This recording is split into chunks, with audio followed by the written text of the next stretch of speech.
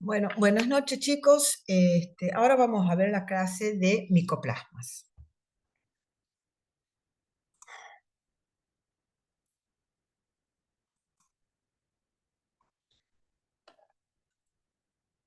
Bueno, los objetivos de esta clase es que ustedes conozcan la estructura. Acá van a ver que son los organismos más pequeños conocidos que son capaces de tener un crecimiento autónomos. Eh, Inclusive más pequeño que el cuerpo elemental de clamidia, que recuerdan que era la porción infectiva de clamidia. Bueno, son más pequeños. Vamos a conocer también en esta clase las patologías que producen, que pueden ser genitales y pulmonares.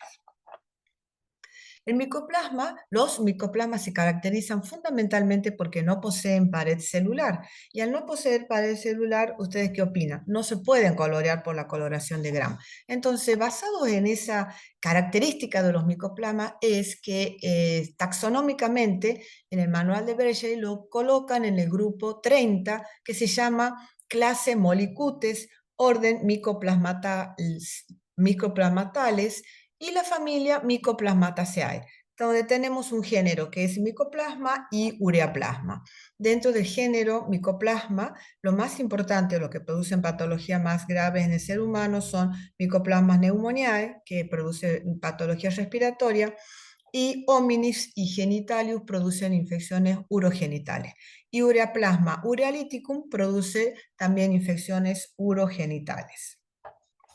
Los microplasmas se caracterizan porque están ampliamente distribuidos en la naturaleza y al ser tan pequeños y en su proceso de evolución han ido perdiendo muchas estructuras por parte de su ADN, se ha ido achicando y llegaron a ser considerados parásitos superficiales. Tienen una vida cuasi parasitaria, porque muy pocas veces son capaces de invadir. Poseen un mínimo número de estructuras esenciales como ser una membrana plasmática, poseen ribosoma, ADN y RNA.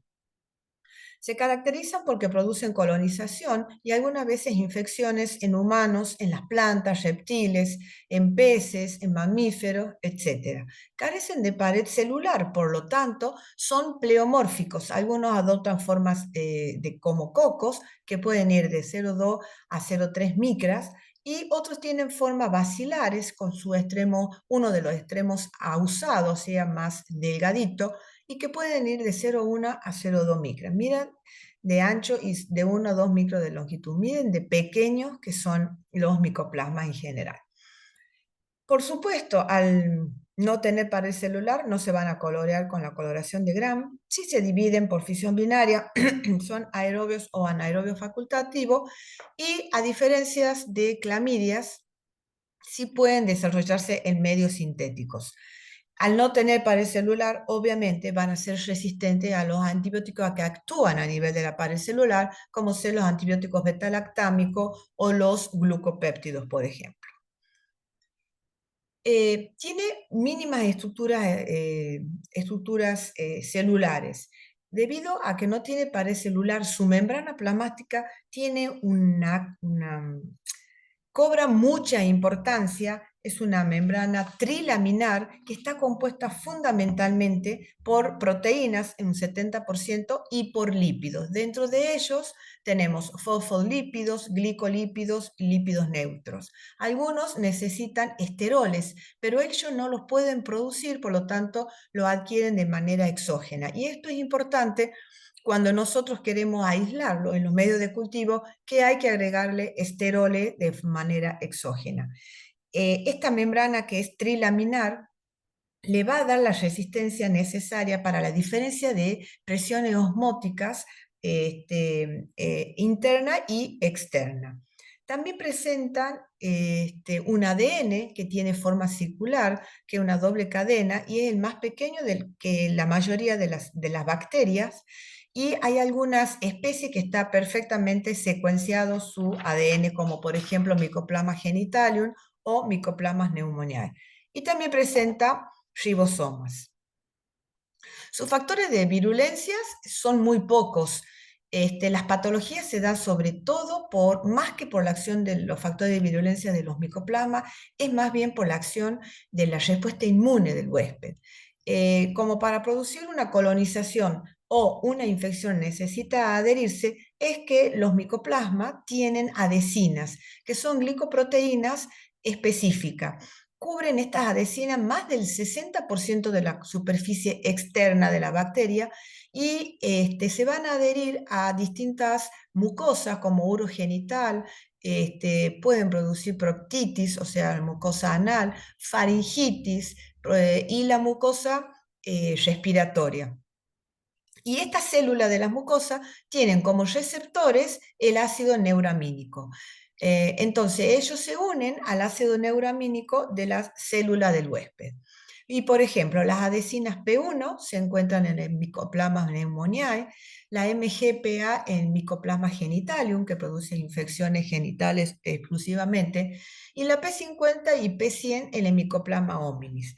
Mycoplasma hominis, aparte, tiene una proteína superficial que se denomina antígeno variable y que está asociada a la adherencia. Esta proteína superficial le favorece la diseminación de una célula a otra cuando produce las infecciones y es altamente inmunogénica. También no producen toxinas, pero sí producen sustancias tóxicas para la célula del huésped, como ser peróxido de hidrógeno y anión superóxido. Y esto lo que le van a producir a la célula del huésped es un estrés oxidativo a la célula del huésped. Y el anión superóxido va a inhibir la catalasa que tienen todas las células para actuar frente al peróxido de hidrógeno. Entonces, se unen estas dos moléculas y producen el daño en el huésped. También presentan algunas enzimas como ureaplasma urealyticum, fosfolipasas, proteasas, ureasas, que van a degradar distintas proteínas en donde se ubiquen, donde colonicen o infecten, y así producir daño en el huésped que, por ejemplo, ureaplasma urealyticum puede llevar a producir lesiones en las trompas de falopio y a esa mujer producirle esterilidad. ¿Cómo es en sí la patogénesis? La patogénesis, o sea, el daño que produce más está relacionado con la respuesta inflamatoria e inmune del huésped que con la acción directa de los micoplasmas. Ellos no producen toxina, como dijimos, el peróxido de hidrógeno produce una peroxidación de la membrana celular del huésped y los radicales aniones superóxido inhiben la catalasa de la célula del huésped. Bueno, como vamos a ver ahora, dentro de todos los micoplasmas, como les dije, tenemos Mycoplasma pneumoniae, que es una bacteria que está distribuida en todo el mundo y afecta sobre todo a los niños entre menores de 5 años y los 15 años. Se transmite por aerolización de gotitas en el momento que la persona tose, que está colonizado, y se transmite así e ingresa a nuestro aparato respiratorio y puede colonizar la nariz, la faringe, la tráquea y muchas veces las vías respiratorias bajas. Produce entre el 15 al 20% de las neumonías asociadas a la comunidad en los niños y en los pacientes adultos, en los gerontes. Y lo que produce Mycoplasma pneumoniae, a igual que Clamidófila pneumoniae, son neumonías atípicas. Recuerden que las neumonías atípicas eran neumonías a donde había una discordancia entre los síntomas del paciente y los hallazgos radiológicos de ese pulmón. Esa radiografía presentaba que el pulmón estaba altamente dañado porque hay una infección, pero el paciente no presenta tantos síntomas. Esas son neumonías atípicas que pueden ser producidas por por clamidia pneumoniae, por clamidófila pneumoniae, puede ser producida también por legionela, por algunos virus.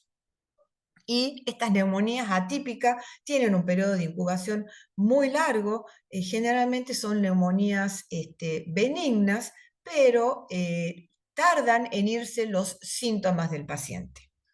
Mycoplasma pneumoniae va a metabolizar la glucosa, pero no hidroliza urea ni arginina. Crecen lentamente en los medios de cultivo y forman colonias en forma de mórulas, o sea, bien así como si fueran muchas cositas gorditas, como mora, y son aerobios. Estas características fenotípicas nos va a servir a nosotros en el momento que queramos hacer un aislamiento en medios sintéticos. Recuerden que los micoplasmas, a diferencia de las clamidias, sí crecen en medios semisintéticos. ¿Cómo es la patogénesis? Ingresa a nuestra vía respiratoria a través de las gotitas aerolizadas, porque alguien ha tosido o ha estornudado cerca nuestro, se adhieren al epitelio respiratorio ciliado y se unen, que tiene el receptor ácido neuroamínico, y se unen por la adhesina P1 que está en su extremo. Se unen entre las células, entre las cilias de las células. Allí, esa unión de las dos membranas del micoplasma y de la célula puede producirse una fusión de ambas membranas, y puede haber un intercambio de sustancia entre el citoplasma de la célula del huésped y el citoplasma del micoplasma.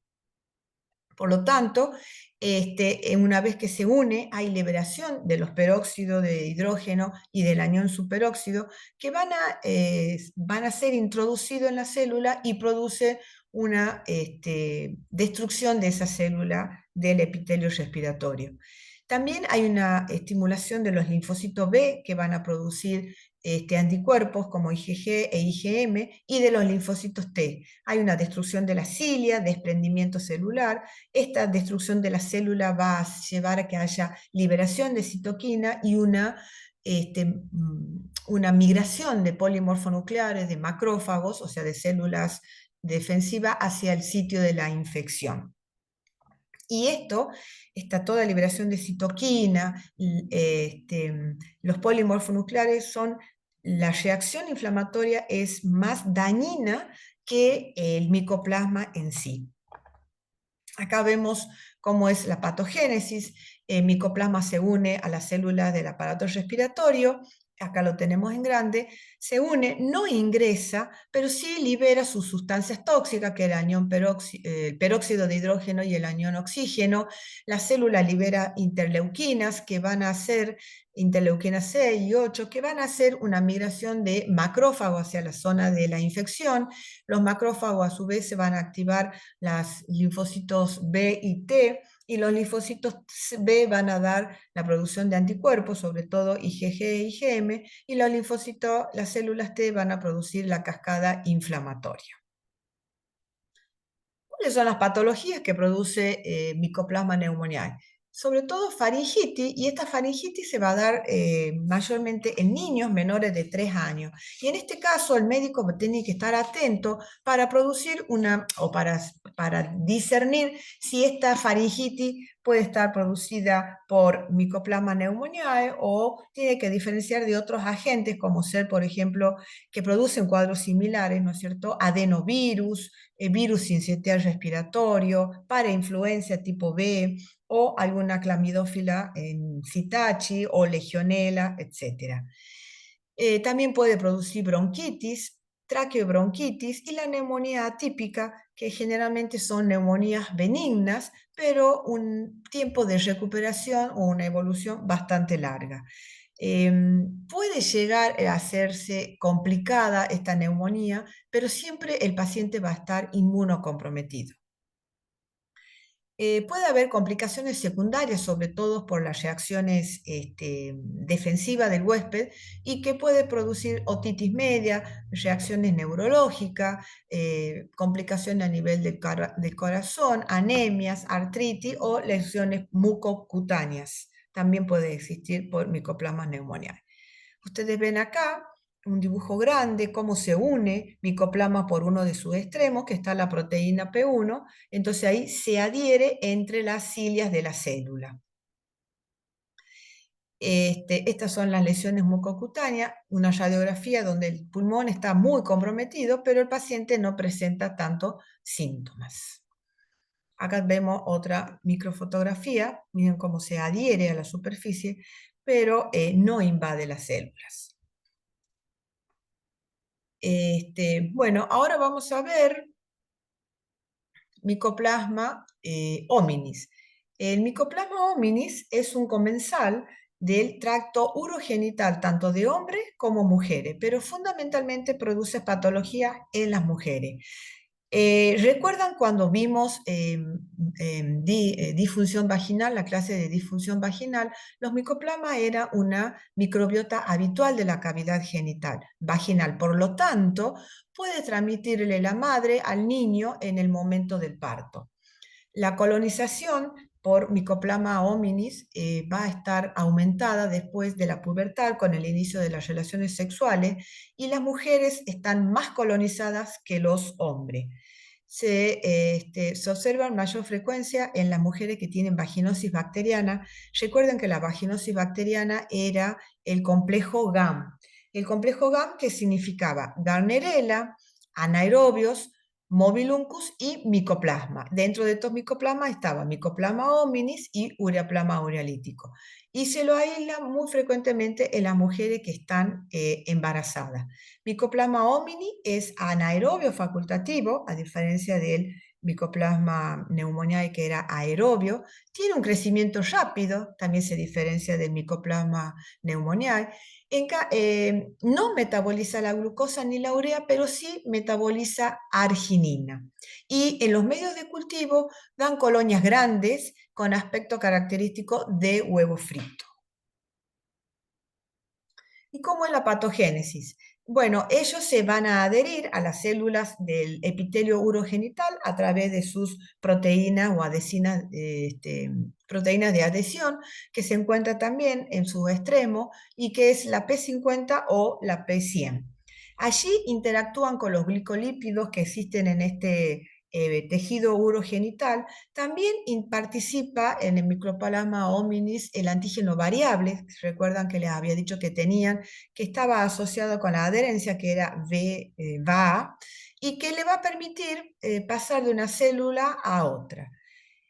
Al metabolizar la arginina de las células va a producir iones amonio. Y estos iones amonio van a causar un efecto tóxico en la célula del huésped, por lo tanto produce la destrucción de las mismas. ¿Qué patologías produce Mycoplasma homini? Puede producir infecciones genitales, como ser vaginosis bacteriana, fundamentalmente las encontramos, y uretritis no gonocócica.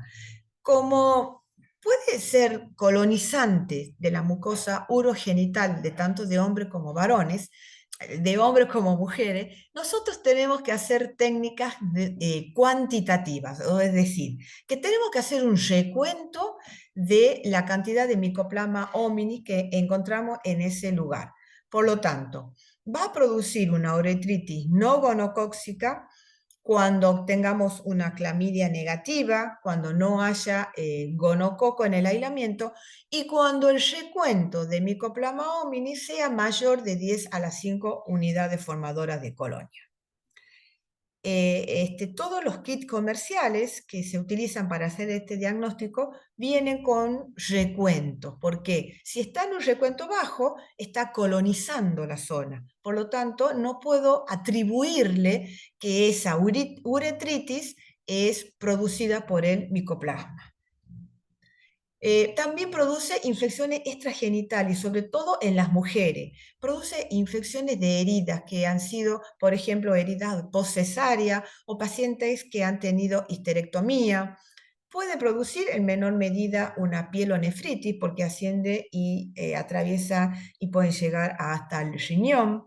Desde uretra suben y llegan hasta el riñón, entonces puede producir pielonefritis. Produce como una complicación muy importante en una enfermedad inflamatoria pelviana en las mujeres, fiebre puerperal, o sea, post-aborto o posparto, produce una inflamación e infección de las trompas de falopio, como células salpingitis, y que va a llevar a que la mujer sea como consecuencia la esterilidad de la misma. Y si ella está embarazada, pueden producir partos prematuros o puede producir a la mujer abortos espontáneos. Produce infecciones neonatales cuando el niño se contamina al pasar por el canal de parto y cuando la cantidad que tiene en esa cavidad vaginal la mujer es elevada, le transfiere al bebé y entonces produce complicaciones neonatales. En los pacientes que están inmunosuprimidos pueden producir meningitis, artritis, bacteriemias, osteomielitis, abscesos neonatales.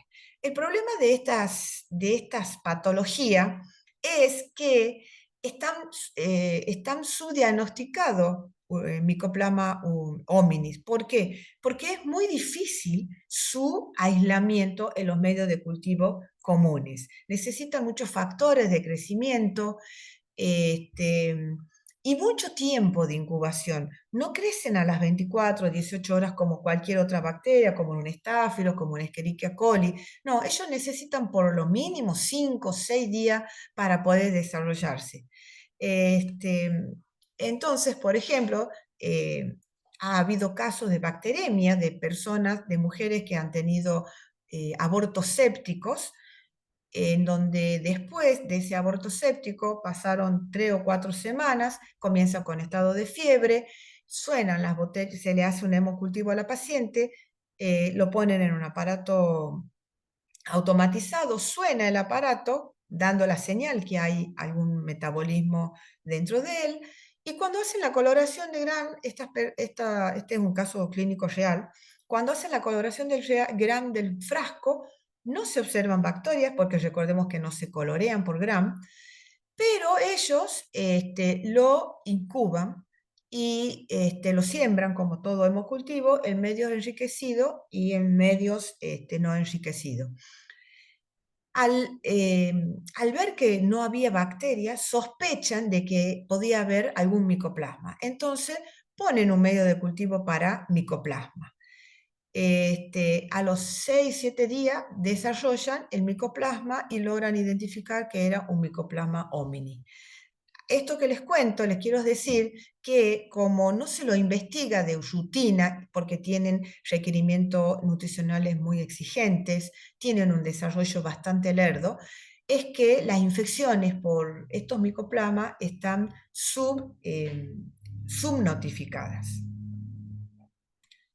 Ahí ustedes están viendo las colonias como que crecen en los medios de cultivos como huevo frito. Estos son el aspecto. La verdad que los métodos de cultivo en estos medios especiales los hacen, solamente yo lo he visto una vez en el Instituto Malbrán, que hice un curso de infección de transmisión sexual. Se hace una observación macroscópica con la caja de Petri, se pone en la lupa del microscopio diariamente para ver si logran crecer, y en ningún otro lugar he visto que hagan cultivo de micoplasma.